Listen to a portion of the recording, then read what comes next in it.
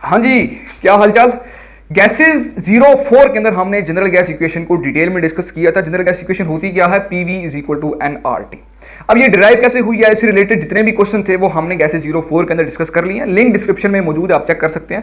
Gases का जो पूरा चैप्टर है वो मैंने एक प्ले लिस्ट के अंदर ऐड कर दिया है, गैसेस 01, 02, 03, 04। तो उस प्ले लिस्ट का लिंक मैंने डिस्क्रिप्शन में ऐड किया है। अब वो लिंक ओपन करेंगे तो आपको पूरा चैप्टर आपका गैसेस का मिल जाएगा। अब 04 के अंदर हमने जनरल गैस इक्वेशन तो डिस्कस कर ली थी। अब इस इक्वेशन के अंदर एक कांस्टेंट आता था आर, ठीक है, ये वाला। अब आर को मैं एक साइड पे ले आया, बाकी तमाम चीजों को मैं दूसरी साइड पे ले गया। अब ये जो कांस्टेंट है इसको हमने नाम दिया था जनरल गैस कांस्टेंट या आइडियल गैस कांस्टेंट भी हम इसको कहते हैं। अब आर की वैल्यूज कौन कौन सी हो सकती हैं, इसके यूनिट्स कौन कौन से हो सकते हैं। आज का जो लेक्चर है गैसेस 05, इसमें हम ये तमाम चीजों को डिस्कस करेंगे।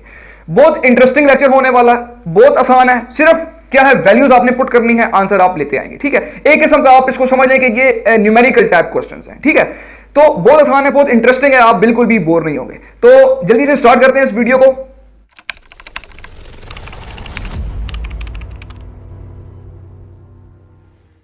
सबसे पहले आपने एक स्टेटमेंट लिखनी है और वो स्टेटमेंट क्या है कि as volume of 1 mole of a gas, यानी कि 1 मोल ऑफ अ गैस है मेरे पास at standard temperature and pressure. उसके ऊपर कंडीशन क्या लगी है, 1 मोल ऑफ अ गैस है, उसकी कंडीशन क्या है, वो स्टैंडर्ड टेम्परेचर और प्रेशर के ऊपर है। अब स्टैंडर्ड टेम्परेचर कौन सा होता है, 273.16 केल्विन। स्टैंडर्ड प्रेशर कौन सा होता है, 180 एम। कोई भी आपसे पूछे स्टैंडर्ड टेम्परेचर क्या है तो ये है, स्टैंडर्ड प्रेशर क्या है तो ये है, ठीक है। अब 1 मोल ऑफ अ गैस है, किसके ऊपर है, स्टैंडर्ड टेम्परेचर और प्रेशर के ऊपर, यानी कि उसका टेम्परेचर ये है, उसका प्रेशर ये है। 1 mole of a gas at standard temperature and pressure is 22.414 decimetre cube, ठीक है। Volume of 1 mole of a gas at standard temperature and pressure is 22.41, यानी कि 1 mole of a gas, suppose करें ये 1 मोल ऑफ अ गैस है, इसका जो temperature है वो भी स्टैंडर्ड है, प्रेशर भी स्टैंडर्ड है। तो इस गैस का जो वॉल्यूम होगा वो कितना होगा, 22.414 डेसीमीटर क्यूब, ठीक है। अब देखें ये तमाम जो वैल्यूज हैं वो आपने अपने जो फॉर्मूला है, अपनी जो इक्वेशन है उसमें आप पुट करेंगे, आपका आंसर आ जाएगा, ठीक है। R is equal to pressure की जगह, प्रेशर क्या है 1 atm, तो 1 atm पुट कर दें। वॉल्यूम कितना है 22.414 डेसीमीटर क्यूब, वॉल्यूम आपने पुट कर दिया, डिवाइडेड बाय एन क्या है, number of mole. Number of mole हमने कितना लिया, 1 मोल ऑफ अ गैस, तो 1 मोल लिख दिया। साथ क्या है, टेम्परेचर। टेम्परेचर कितना है आपको पता है, टेम्परेचर हमेशा केल्विन में ही लिखते हैं, तो स्टैंडर्ड टेम्परेचर था, स्टैंडर्ड टेम्परेचर कितना होता है 273.16 केल्विन। जब आप इसको कैलकुलेट करेंगे तो मैंने ऑलरेडी कैलकुलेट करके वैल्यूज अपने पास लिख के रखी हुई हैं ताकि टाइम वेस्ट होने से बच जाए। इसकी ये जब कैलकुलेट करेंगे आप तो आपका आंसर आएगा 0.0821। साथ आपने यूनिट लिखना है, यूनिट कैसे लिखेंगे, एटीएम है तो एटीएम, डेसीमीटर क्यूब है तो डेसीमीटर क्यूब। मोल नीचे है, जब ऊपर जाएगा तो पर मोल हो जाएगा, यानी कि मोल -1। केल्विन भी नीचे है, जब ऊपर जाएगा तो के -1 यानी कि पर केल्विन हो जाएगा। तो ये आपका आंसर आ जाएगा। अब ये क्या है, ये एक जनरल सा उसकी डेरिवेशन है, इस तरह से आपने इसका आंसर निकालना है, ठीक है। कहीं पे भी आपसे पूछा जाए कि आर की वैल्यू लिखे तो आर की वैल्यू क्या लिखनी है, 0.0821। यूनिट्स क्या है, एटमॉस्फेयर, डेसीमीटर क्यूब, पर मोल, पर केल्विन। ये बात तो ये क्लियर होगी, हर जगह पे आपने आर की वैल्यू ये यूज करनी है। लेकिन अगर तो एग्जामिनर को मसला हो रहा है इस वैल्यू के साथ, ठीक है, वो कह सकता है उसको, वो आपसे कुछ पंगा लेने की कोशिश कर रहा है, ठीक है। वो कहता है यार मुझे जो आंसर है ना, आर की जो वैल्यू है ना, वो मुझे एटीएम के अंदर नहीं चाहिए, मुझे एटीएम के बजाय आप वैल्यू प्रोवाइड करें एमएमएचजी के अंदर। अब आपने क्या करना है, अब एटीएम तो ये आंसर तो उसको चाहिए नहीं, उसको आंसर कौन सा चाहिए, एमएमएचजी। अच्छा ये चीज मैं 1 मिनट यहां पे लिख देता हूं, ये आंसर किस में आया, ये वैल्यू थी आपकी कोई भी, तो आंसर किस में है, एटीएम, डेसीमीटर क्यूब, पर मोल, पर केल्विन, ठीक है। अब आपने क्या करना है कि अब वो कहता है यार मुझे एटीएम में नहीं चाहिए, मुझे एमएमएचजी में चाहिए, तो अगेन सिंपल आपने ये लिखना है, ये यहां तक आपका क्लियर हो गया। अब 1 एटीएम को हमने चेंज करना है एमएमएचजी में। उसने कहा, उसने कह दिया क्वेश्चन में अब मुझे आंसर एमएमएचजी में दो, तो आपने क्या लिखना है कि as we know 1 atm is equal to 760 mmHg. 1 atm जो होता है वो 760 एमएमएचजी के इक्वल होता है। तो आप सिंपल क्या करेंगे, 1 एटीएम की जगह 760 एमएमएचजी यहां पे लिखेंगे, आपका आंसर आ जाएगा। बात समझ गई, तो कैसे लिखेंगे, 760 एमएमएचजी, अगेन इसी तरह से लिख देंगे 22.414 decimetre cube, divided bye 1 mole और 273.16 केल्विन। जब आप इसको कैलकुलेट करेंगे तो आपका जो भी आंसर आएगा, आपने इसको कैलकुलेट कर लेना, ये आई थिंक कोई 62.4 समथिंग इस तरह का कुछ आंसर आएगा। ये जब आप कैलकुलेशन इसकी करेंगे 22.414 को मल्टीप्लाई करेंगे 760 के साथ, डिवाइड कर देंगे, इधर 1 है तो ठीक है कोई मसला नहीं है, 273 के साथ डिवाइड करेंगे तो आपका जो आंसर आ जाएगा। ठीक है, कोई भी सपोज करें आपके पास यहां पे आंसर आएगा। अब साथ यूनिट लिखना है, यूनिट क्या है, mmHg डेसीमीटर क्यूब पर मोल पर केल्विन। ठीक है, ये आपका आंसर आ गया। ये दूसरी तरह का आंसर था, उसने क्या बोला था, mmHg में मुझे आंसर चाहिए। अब एक और बात, यहां से इसको मैं हटाता हूं।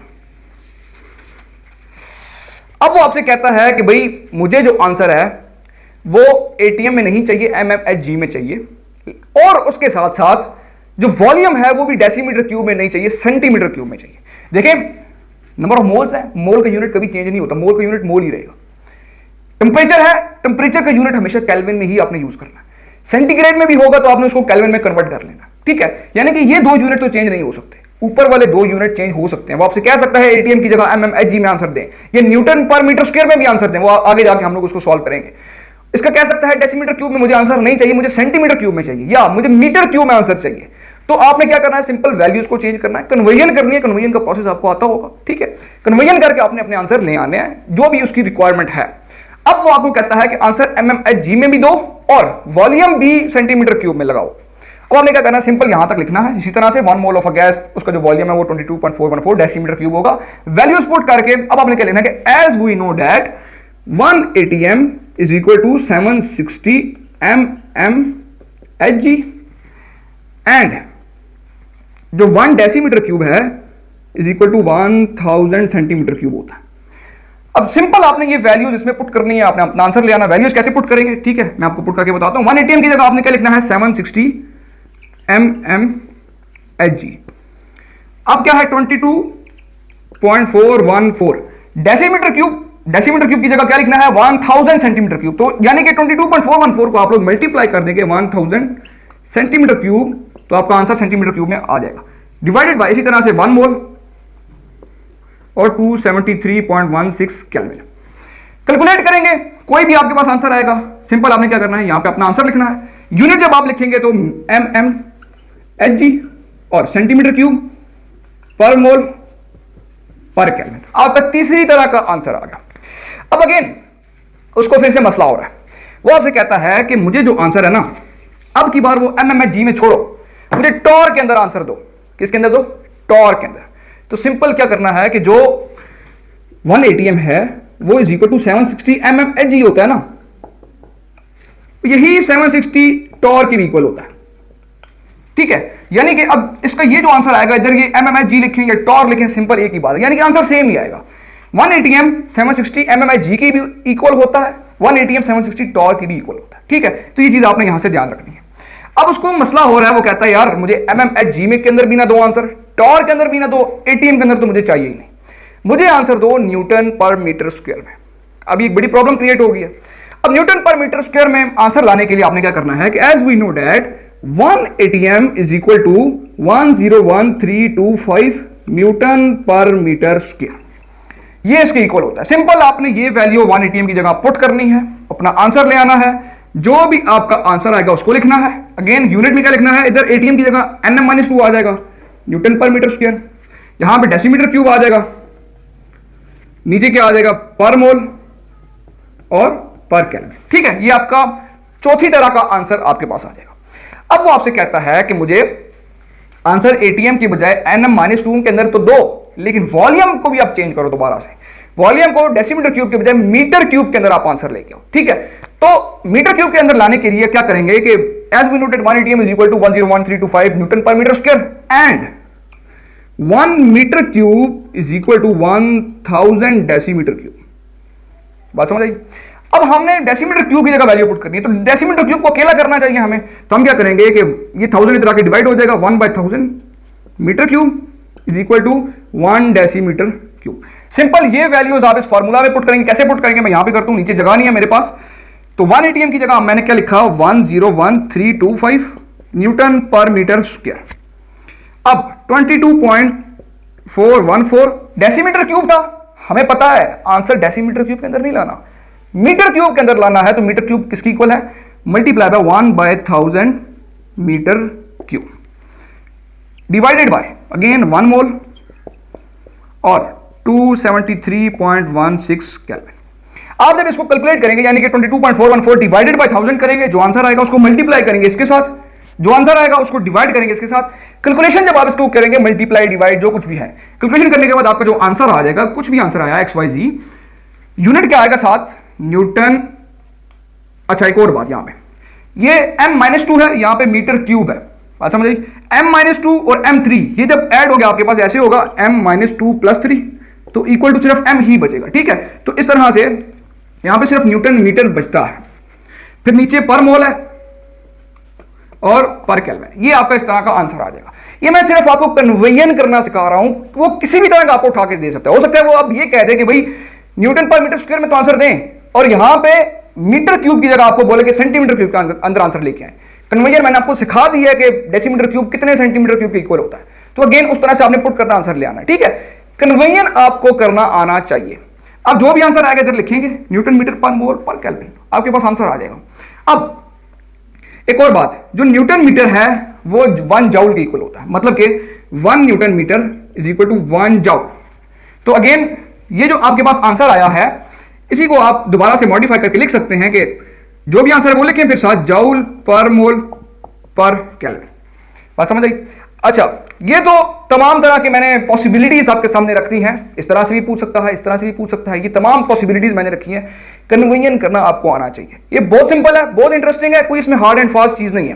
वन मोर थिंग, एक चीज आप याद कर लें कि मोस्टली जो आर की वैल्यूज यूज हम करते हैं ना, आर की वैल्यूज, वो एक तो इस वाले यूनिट के साथ करते हैं, यानी कि हमारा जो इधर जो आंसर आएगा वो क्या आएगा 0.0821 ATM और डेसीमीटर क्यूब पर मोल पर केल्विन, यानी कि इसको कैलकुलेट करने के बाद जो आंसर आएगा वो आएगा। ये मोस्टली ये वैल्यू यूज होती है। दूसरी तरह की जो वैल्यू यूज होती है वो यूज होती है इसमें जो आंसर आया आपके पास, या इसमें जो आंसर आया, बात समझ आई।